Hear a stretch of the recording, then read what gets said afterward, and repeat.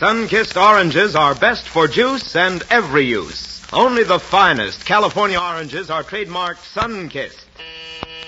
Hedda Hopper's Hollywood. Miss Hopper is just going on the air. Will you listen, please? Hedda Hopper's Hollywood. Miss Hopper is just going on the air now. Please listen. Hedda Hopper's Hollywood. Yes, it's Hedda Hopper's Hollywood, told you by Hollywood's favorite columnist and brought to you this week and next from New York by the growers of sun-kissed oranges and sun-kissed lemons, the oranges that are best for juice and every use. Now, they aren't known for quality just by chance. The winter sun-kissed oranges are a special improved variety, the seedless navel, fine-looking oranges, easy to peel and slice or section. Their juice is richer in color and flavor, in vitamins and minerals, thanks to California's all-year sunshine, fertile soils, and scientific watering and feeding. And sun-kissed oranges are the finest produced by 14,000 cooperating growers. Each orange is tree-ripe, thoroughly washed, individually inspected, then trademarked sun-kissed on the skin. Insist on sun-kissed oranges at your dealers tomorrow. Now, Miss Hopper with the latest news of Hollywood and New York from New York. Thank you, John King, and hello, everybody. I've been here since Saturday, and so far I've seen Ed Wynn and Boys and Girls Together, the Russian Ballet opening of the Metropolitan, heard the Philadelphia Symphony, and saw Gilbert Miller's new play Delicate Story with Edna Best, and last night, Life with Father. This play is really something to shout about. If you're in New York, run, don't walk. If you're not in New York, arrange for your tickets before you come, but whatever happens, don't miss it. It's worth coming 3,000 miles for. It will probably run 5 years at the Empire, and then they'll make it into a picture and it will go on forever. And why? Because they've taken out the fourth wall and let you look at human beings who lived as a family in the 1880s. It gave me a twinge seeing John Drew Devereaux, because I remember the day he was born, the only grandchild of the late John Drew. He plays the oldest son, and now he's a young leading man on Broadway with 6 offers from Hollywood. Our Hollywood girls are doing very well for themselves here. Jinx Falkenberg, who's in the Al Jolson show, was little more than a model in our town. Now she's the toast of Broadway. Joyce Matthews, who played Bits, is being seen about with Ed Wynn. Victor Mature, who switched from Liz Whitney to Lana Turner to Betty Grable, now that he's rehearsing in the Gertrude Lawrence play, has switched again. This time to Phyllis Brooks, who used to be engaged to Cary Grant before Babs Hutton came along. Public Deb number 2, Esme O'Brien, who spent 6 months in Hollywood but is now working in radio, is being bowed about by young Frank Freeman, son of the president of Paramount Pictures. Incidentally, it's rumored here, which I don't believe, that his father is about to resign his presidency at Paramount. Love Thy Neighbor with Benny and Alan opens here December 21st. Then Jack and Mary fly back to the coast because they refuse to miss Christmas with their adopted children. I promised Jeanette MacDonald's fans I'd let them know where she's stopping. Well, she's at the St. Regis. It's nice to know that Lawrence Tibbetts' voice is entirely rested, and he'll sing in the Ford Hour December 29th and at the Metropolitan January 3rd in Rigoletto. Have you heard of James Melton's accident? While singing opera with Lily Pons last week in Chicago, 2 chorus boys were supposed to catch him as he fell backwards, but miscalculated his weight, and he hit the stage with such a thud that he was knocked out. 1 error for the boys, 1 rush for a doctor for Melton instead of the usual curtain calls. The report that Will Rogers' life story is being offered around various studios but no deal yet is absolutely false. The truth of the matter is that every studio in Hollywood has been after the story, but Mrs. Rogers hasn't made up her mind yet if she wants it done on the screen or not. Kay Kaiser and his band arrived in Hollywood in February to do their 3rd picture, You're in the Army Now. Director Willie Wyler wired designer Omar Khayyam to whip up a gown for his wife, Margaret Talashay, to wear in the Lee Tracy play Every Man for Himself, which opens here Monday night. Wyler also wants Omar to design Betty Davis's clothes for Little Foxes.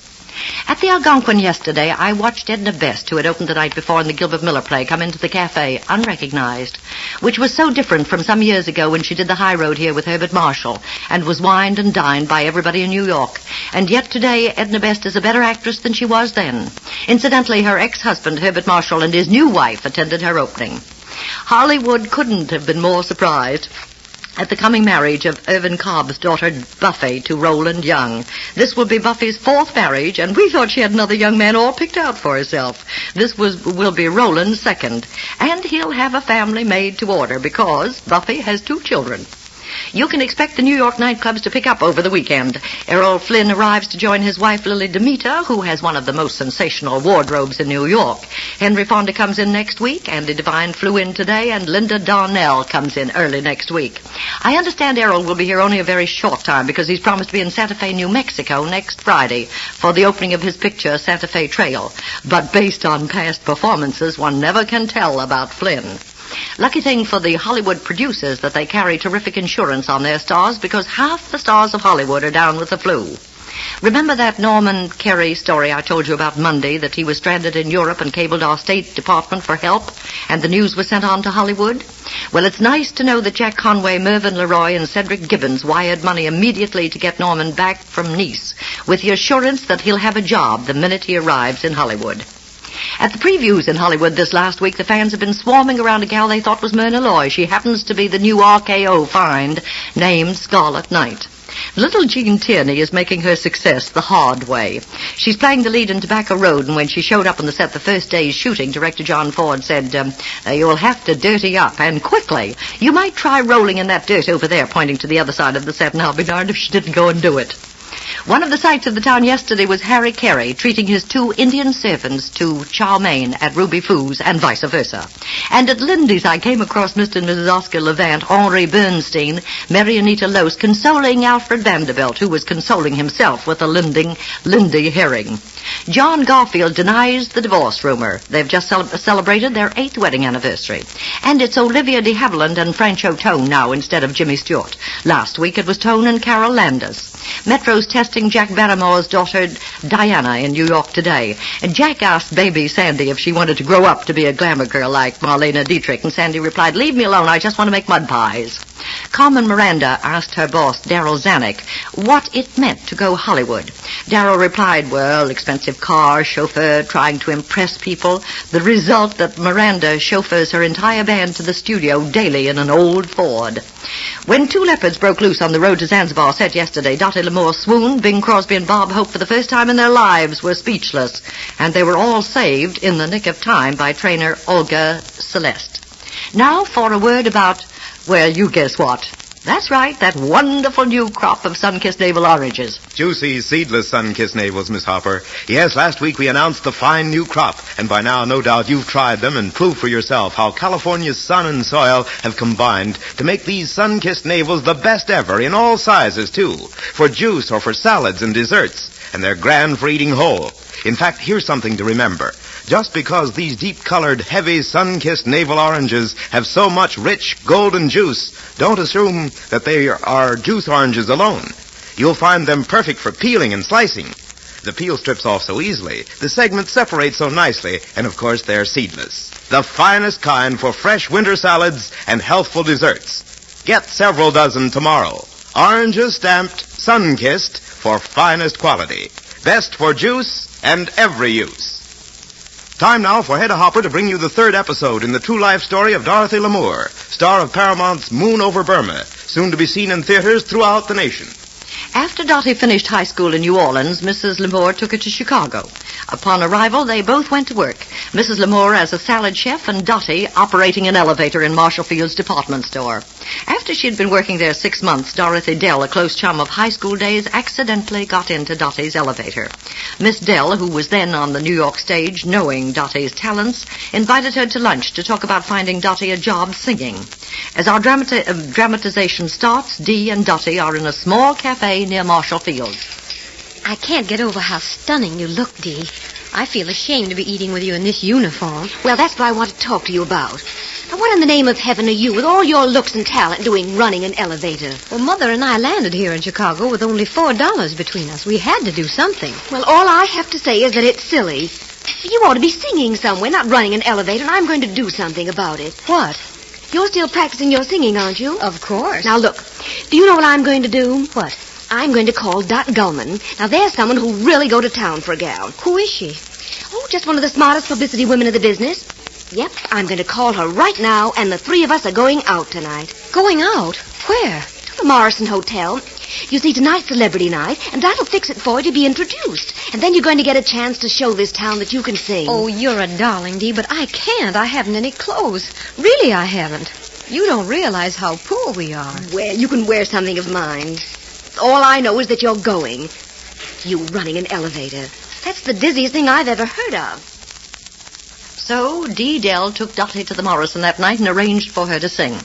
Herbie Kay was leading the orchestra, and after Dottie finished, he sent a note over to her table. Dottie could hardly wait to get home and tell her mother. Mother, are you asleep?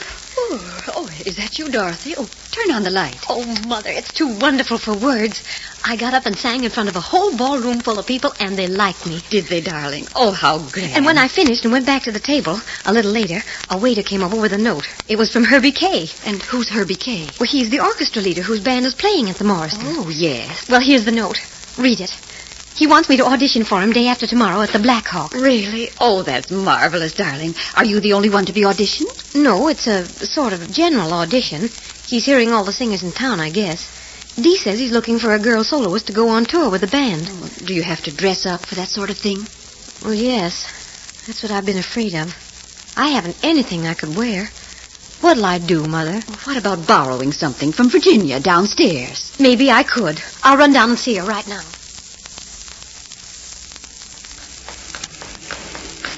Dorothy, don't run like that. You'll be all out of breath before the audition, and you won't be able to sing. But, Mother, we're late. We'll just have to run. Come on. Slow down. Where are we now? This is Lake. It's down that way. Hurry, Mother. Let's run. Dorothy, be careful. Don't slip. Oh, dear, you've fallen. Are you hurt? ouch, I've hurt my arm. Oh, and my dress. Oh, Mother, it's ruined. Good heavens. Oh, the whole sleeve is ripped open, and the back, too. Oh, dear. Oh, here, let me wipe that mud off your face. Oh, it's ruined, Mother. Look at me. I'm a sight. I'm going home. Dorothy, stop that. You're not going home. But look at me. I'm a mess. I can't go there looking like this. I'm going home, I tell you. Now, listen here, young lady. This is the one opportunity you've had since we've been here, and I'm not going to see you throw it away. Torn clothes and all. We're going to see this, Mr. Kay, and you're going to walk out in front of that orchestra and sing. Now, come on.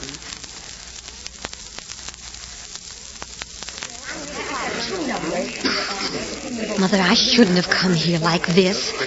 Please, let's go. No, Dorothy, we'd better stay. Oh, hold still a minute. There's still a little mud on your face. Oh. There. Now, it's gone. Oh, Mother, I just can't get up there. Now, listen, dear. You've worked and slaved for an opportunity like this. You can't pass it up without a try, no matter how you look. All right, quiet, please. Shh. Now, girls, you all look so attractive, I only regret we can't take you all on the tour with the band. When you come up on the stage, give the pianist your number and sing 2 choruses and then leave. We'll contact you later if we want you for the show. All right, first girl, Miss Dorothy Lamour. Is Miss Lamour here? Oh, gee, Mother, I can't do Now, it. Dorothy, remember, you're Miss doing this Lamour. for me. Is Miss Lamour here? Right here. She's coming. Good luck, darling. On Monday, we'll continue with the career of Dottie Lamour. The part of Dorothy today was played by Jeanette Nolan and Herbie Kay by Eric Roth. Now, John King? If you have friends who seem to be missing a lot in life because their daily health isn't up to par, why not pass this suggestion along to them? It's fresh lemon juice and soda, a sparkling alkaline drink that supplies vitamin C, has a natural regulatory effect for most people, and aids in promoting health. Here are the simple directions. Upon arising or retiring, squeeze the juice of 1 sun-kissed lemon into a tall glass half full of cold or warm water. Into another glass, put half a teaspoonful of ordinary baking soda, bicarbonate. Pour back and forth and drink as the foaming quiets. Try this for 10 mornings or evenings. See if you don't benefit when you make lemon and soda your regular rule. And now, Hedda Hopper previews. I'd like to, but I'm sorry there isn't time. And so this is your Sun-Kissed correspondent, Hedda Hopper, saying good afternoon to some of you, good evening to more of you, and good luck to all of you. The American Red Cross needs your help to carry on its mercy crusade. Join the Red Cross now. Your Sun-Kissed spokesman is John Reed King. This is the Columbia Broadcasting System.